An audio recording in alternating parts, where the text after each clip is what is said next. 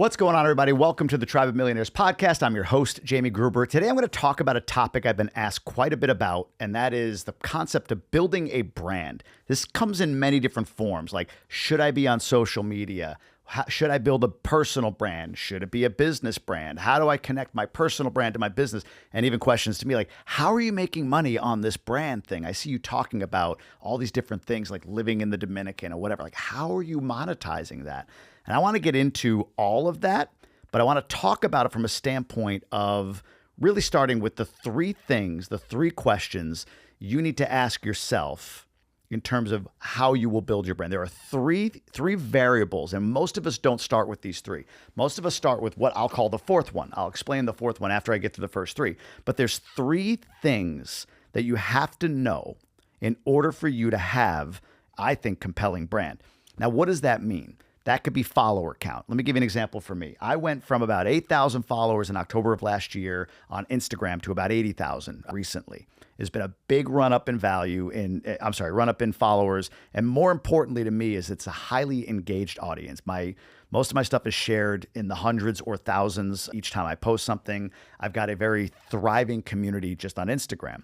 I've taken it over to TikTok. That's growing significantly. I've recently gone to the YouTube route, and within 28 days of filming my first long form video, I monetized, meaning I had enough growth in views and in follower count, subscribers. I went from, I think I'm right around 10,000, just under 10,000 subscribers, but it came from pretty much zero in the last couple of months. So it's growing significantly. So I want to get into how that happened, why that happened, and the business case. I'll explain how that's monetizing for me and really what changed or what triggered for me. So the change for me was this. First off, I got a coach. That was big. I've done other episodes about paying to be in a mastermind. Like, I practice what I preach here. I put my money up because I value it less than my time. I put my money up even if I don't feel like I have it or it's a little tight. I'd rather put that up than try to spend more time figuring things out. Look, I'm 45 years old. Yeah, I feel young. I feel much younger than that. But at the same time, who knows how much time I have left on this earth. So time to me is so precious and so important. I'd rather put money up. So the coach really helped me with these concepts.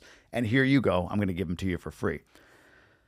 Let me reverse this. Here's what most of us put together when we think about personal brand. The question we ask ourselves is, what will I deliver? How will I, or what is it that I serve up to the public?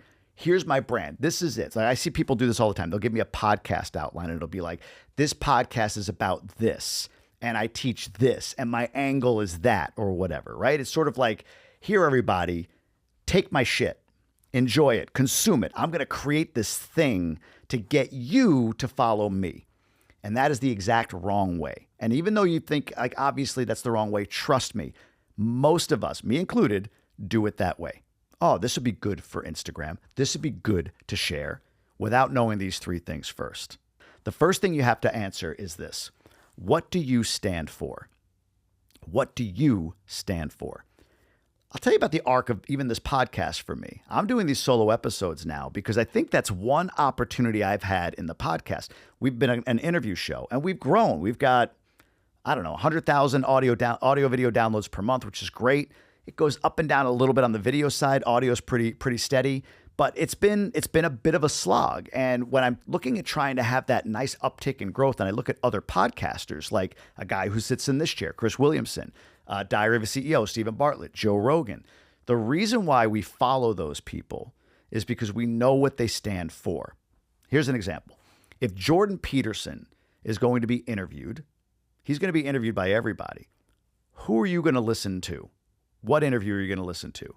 It's probably the one with the host who you know what they stand for. So in other words, you might listen to Rogan interview Jordan Peterson because you know that Rogan stands for sort of like, what would it be, like libertarian views and he's down the middle and it's raw and it's real and you know what he stands for. It's kind of masculinity, the power of a man, right? Like from an MMA fighting perspective, physical power and mental power and all of that, right? So you know what Rogan stands for.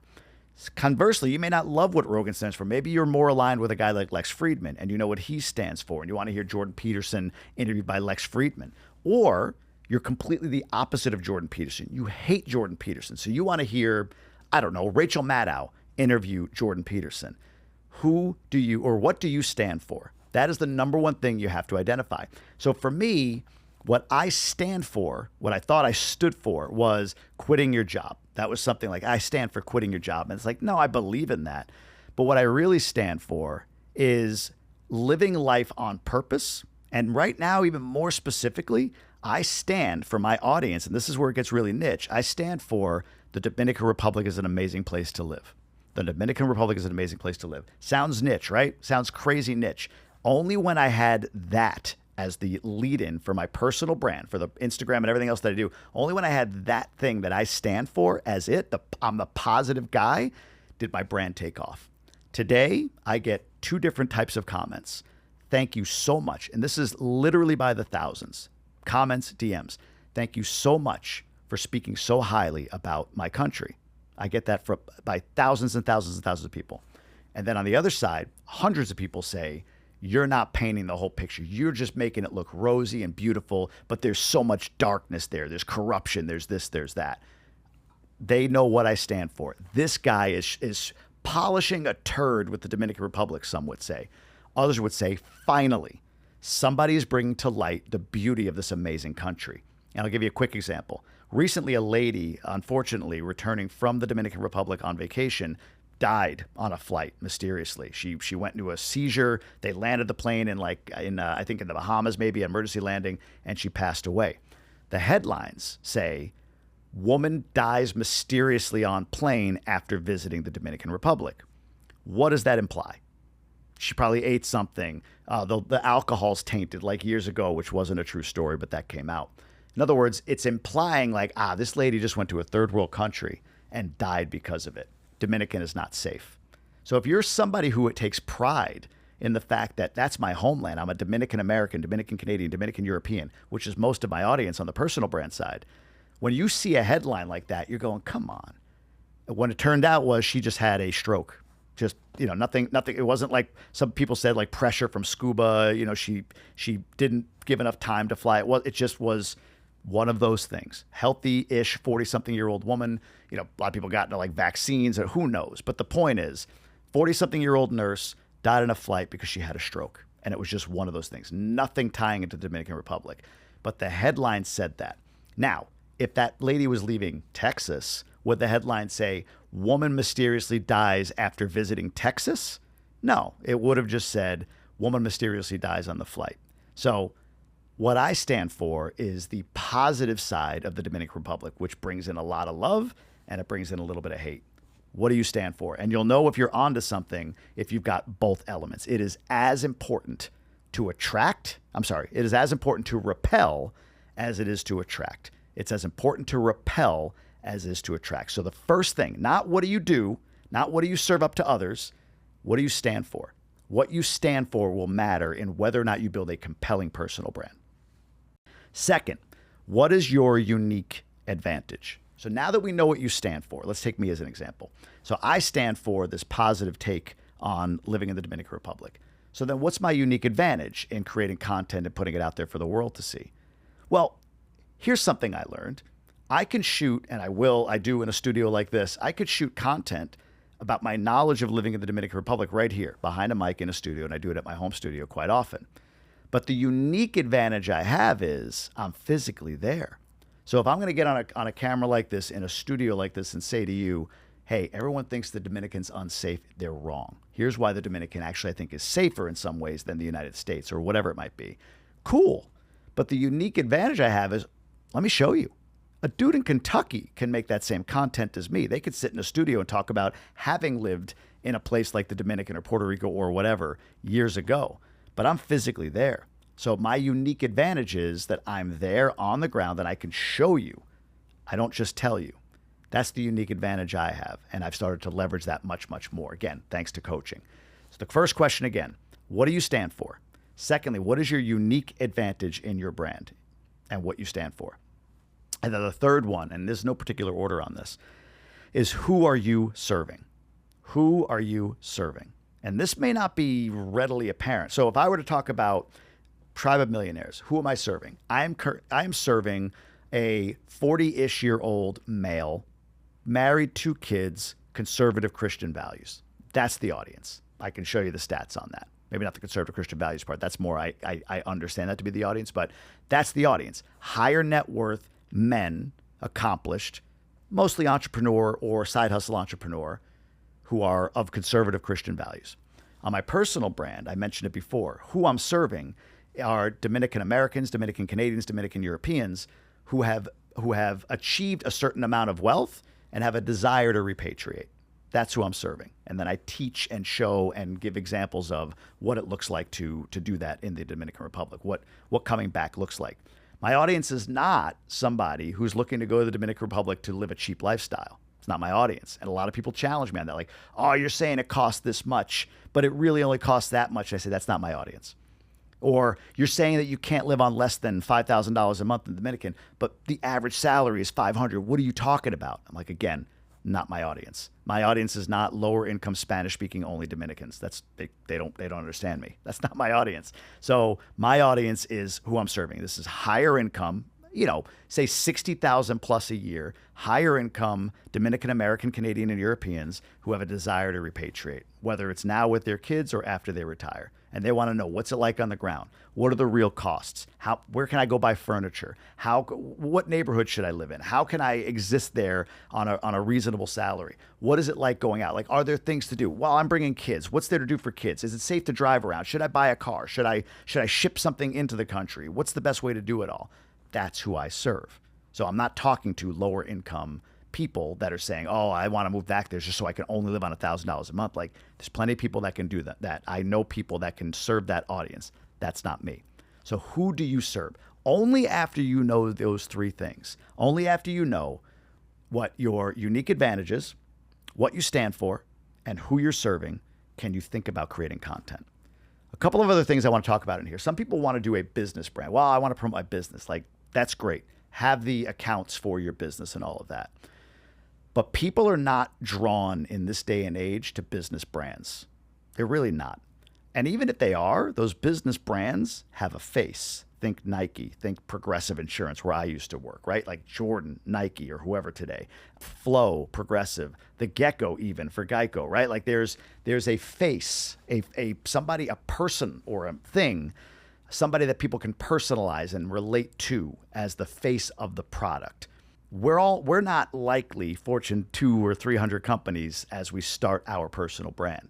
So what I would suggest is have your business brand. That's fine for promotional purposes. But if you want to blow that up, start your personal brand and show me how you're building this business. In other words, I'm way more interested in understanding the human being and what they're going through to build the Amazon store than I'm interested in following the Amazon store. Alex Hormozi is a great example. I use him in this podcast quite a bit, and I'm sure there's more, I'm sure, if I think of him. Gary Vaynerchuk is another one. Alex Hormozi, if you watch him, right, he doesn't promote books. He doesn't promote sales of anything. He talks about, hey, I want to buy your business one day. At certain levels, acquisition.com buys businesses. But what you're doing is you're following his personal journey. We all know his story if you follow him, of how he started with Gym Launch and how it blew up and all. Like we could go back and recite his story. And now we're watching as he learns and iterates and comes up with new things. And school is the most recent thing that he's promoting. But that business of school is only getting promotion because we're drawn in by Alex Hormozi. Like we'll buy from him, his books, school, whatever it might be, because we're so interested in his story. Gary Vaynerchuk is the same. Gary Vaynerchuk's core business is VaynerMedia, but he's not selling VaynerMedia. Does anybody here follow the VaynerMedia account or the acquisition.com account? No. But I'll bet you, if you were thinking about like, man, I need to figure out how to build a personal brand, you're going to go buy one of Gary V's books. Or if you're at the size at which you're saying, okay, I need a marketing company to really get me to the cutting edge of leveraging social media in my business, you're probably going to look at VaynerMedia. But we watch Gary V, Wine Library TV, to his entrepreneurial rise, to the book Crush It, to all the things he does today. A personal brand, you, the individual, and your story is way more compelling than your business's story. So if you own a landscaping company or a roofing company, I don't want to consume content about, like the discount that you're offering for spring cleaning on roofs or whatever the case may be. But if I'm watching you and you're in my market and you've got a roofing company and you're telling me about the good day that you just had, and the next day I'm getting the bad day, and I'm learning from you and I'm able to follow this journey and emotionally attach to you when I need a roof, or I know somebody that's saying, hey, my roof is going, I'm going right to you, or landscaping or whatever. So the personal brand is huge. Brings me to another level on this. When you're thinking about this, if you're listening to me and you're going, okay, so come up with what I stand for, who am I going to serve, all of that, I get it. Build a personal brand, okay. But like, what do I create? What do I create as a personal brand? And the answer is nothing. You don't create anything. What you do is you document. You document your journey. And for a lot of people, that might be like, well, how do I do that? Do I have a cameraman follow me around constantly? Is that what you mean by documenting my journey? Do I need a full-time vlogger? No. Each day, let's make it simple. Each day you learn something, a lesson. So get on your phone, pull it up in front of you, just like this, and just talk through that lesson. You can learn the flow, how to hook, how to build a story, and how to have a payoff in that story and all of that on a short form video. Or do it long form. Turn your phone this way and do it long form on YouTube. Do 8, 12, 15 minutes talking about the lesson that you learned from that day and post it to YouTube every day. Something like that. Documenting what you've learned is way more important than creating content. Creating content makes you have to think of something. Living your life and then just sharing what you're living, that's documenting. That's all that is. One of the biggest pivot points that spurred a lot of growth for me on social was I went from you should content to how I content. So what that might look like is, if you want to quit your job, here's what you should do. If you want to quit your job, you need to do this. If you want better results in your life, then you need better people in your life. That's you should. And it's off-putting. Most people don't want to be told what to do. I know I don't. You kind of have an inner F you, like, who are you? Tell me what to do. And only some people can get away with that. And those people are already highly successful thought leaders. I just mentioned 2 of them, Alex Hormozy, Jordan Peterson, Gary Vee. Those folks have a lot of credibility to be able to say to the populace, you should. We all buy that. But you and me, nobody knows who we are. So rather than you should, I went to how I. When I was paralyzed by fear and quitting my job, this is something I did. When I moved to the Dominican, I didn't know what airline to take. Here's how I decided which one I should take. It's just my story. There's some really cool stuff in that. 1, it's way easier. It's documenting how I did it. 2, there's really nothing to challenge from your haters or your detractors. Because when somebody says to you like, oh, that doesn't work, it's like, I really don't know. I'm just telling you my story. The need for you to be right and inspire and move somebody forward is sort of like lessened. It's just like, here's my story. And then you allow the audience, the people that you're serving, to figure out how they can integrate that and implement that into their life. So those are some really key elements that I've learned over the last year or less than a year or so as my brand has really grown, both with this podcast as well as with my personal brand. One last thing I'll put out there, and this is really interesting, is I'm learning, and this is a really recent thing, April 2024 we're in, so this may change in the next 6 months, but low production quality, high volume is way better than high production quality, low volume. So let me say that one more time. Low production quality with high volume is way better than high production quality with low volume. Many of us want it to look really good. I mean, I'm in this beautiful studio, so it's going to look good because we're investing in high-tech equipment and everything, right? So it's going to be high quality. That's great. But high quality can sometimes be like, okay, I got it all here. I'm going to spend 40, 50, 60 hours editing this thing, and I'm going to release it 1 a week. I'm going to spend 40 hours and release 1 video a week. I have a friend like this. He lives in Jamaica, actually. So he does 40, 50 hours, and he releases 1 video a week. And he's the one who he and I talk about this all the time. The flip side of that is there's an account that I follow on YouTube. All she does is walk around with a phone like this, or it might be on a stick, or maybe it's a GoPro, whatever, but it's something like this. And it's literally 40, 45 minutes raw. Comes across somebody on the street. Oh, hey, how you doing? No, I'm just filming this thing, blah, blah, blah, blah. Really, really, really low production quality, like almost no production quality. A lot of volume, though. Puts out multiple a week because she's so low on production quality.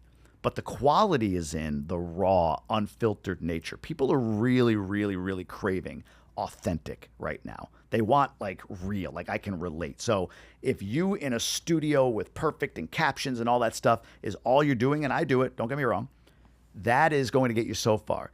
But if you popping up a video in an environment or just raw, unfiltered, sharing something, content gets out there, and you get that out more frequently than the highly edited stuff, you actually will win more now than if you're going all the high production quality route.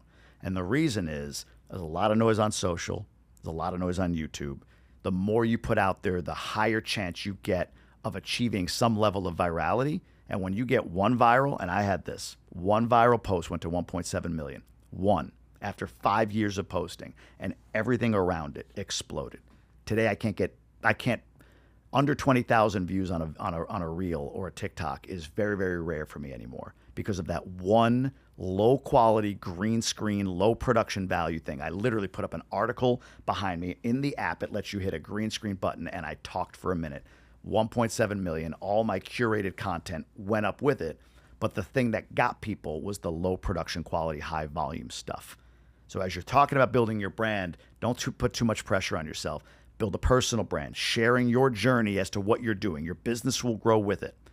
Make sure you understand that you're talking through, or you understand what you stand for, who you're serving. Those are really, really important components there. Oh, and what's your unique advantage? So what do you stand for? What's your unique advantage? And who are you serving? Come up with those three things. And it's okay if they're not perfect right now. They might evolve over time. And then shoot for low production quality, high volume, instead of high production quality, low volume. If you can do high production quality, high volume, go for it.